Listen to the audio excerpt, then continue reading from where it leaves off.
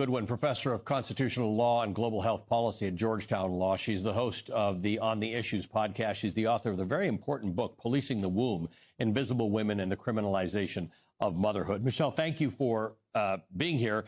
I love having you on the show, and we've talked about this so many years, but I was sort of mixed about having you on the show because I thought you may be too heavy a hitter for this, given your expertise, because this is just basic, weird, policing of women. There's no science or medicine to discuss here. Well, thank you for having me on, and thank you for being so consistent and shining in a very important light about what's happening in our country with regard to women and reproductive health, rights, and justice. And you're right, it's absurd. It reminds me of a speech that Dr. King wrote upon receiving a Humanitarian of the Year award from Planned Parenthood in 1966. And he began that speech with saying, if aliens were to drop down from outer space, they would say that our nation is governed by a group of insane men.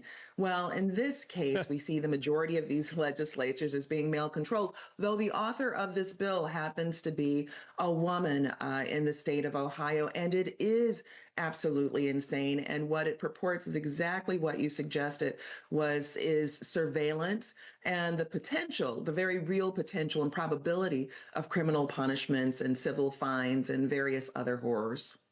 So miscarriages are very, very, very common. I mean, part of the whole discussion you and I have been having for years is if men knew a little bit more about reproductive stuff, some of this stuff wouldn't happen, right? And if you tried this on men, right, if you suggested there was anything that men do that should be surveilled, people would burn everything down. Remember all the stress about whether you should be on a contact list if you had COVID, and how crazy. Can you imagine this degree of tracking women, in many cases in a traumatic period for them? If they have lost a child and now you got 48 hours, you got to file documents and you got to do all this stuff. It's really just basic policing. To what end? Oh, yeah, no, that's absolutely right. I mean, what we see right now are proxies, and you've been talking about this, and we've talked about this, the connection between democracy and reproductive health, rights, and justice. So right now, we have the potentiality that many women, like millions potentially, could lose their right to vote if the SAVE Act gets across the line. We see actions like this, which are meant, this is all a part of a flood the zone that is targeted at women.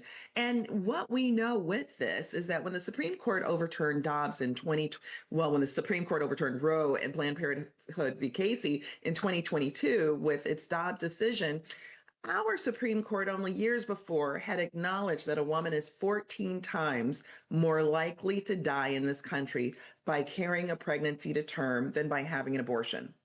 Full stop. 2016, the Supreme Court acknowledged that in a Texas abortion case. We also know, as you've mentioned, that miscarriages are frequent. They are a part of life of a woman. They're part of pregnancies. Upwards of 30% of pregnancies will end in miscarriage. That's a reality, and also stillbirth. But what you see with this pronatalism, this anti-abortionism, is this surveillance, this tracking, this desire to criminally punish, to civilly punish. What this has meant is that doctors have had a very hard time intervening when they otherwise would have across this country because they to save a woman's life, right? Because something may have to happen, but that might mean the result is an abortion, and now the doctor or the hospital doesn't want to get involved in that. Oh, no, they don't, because, you risk 99 years incarceration and a $100,000 fine for each patient that you provide ethical professional care towards. I mean, this is the lunacy that's been unleashed by the Supreme Court with its Dobbs decision, and notably the Venn diagrams that overlap between the anti-abortion states and the American Confederacy. I mean, we're talking about states that have had a very strong taste for the subordination of groups of people, including women and including people of color, particularly Black women.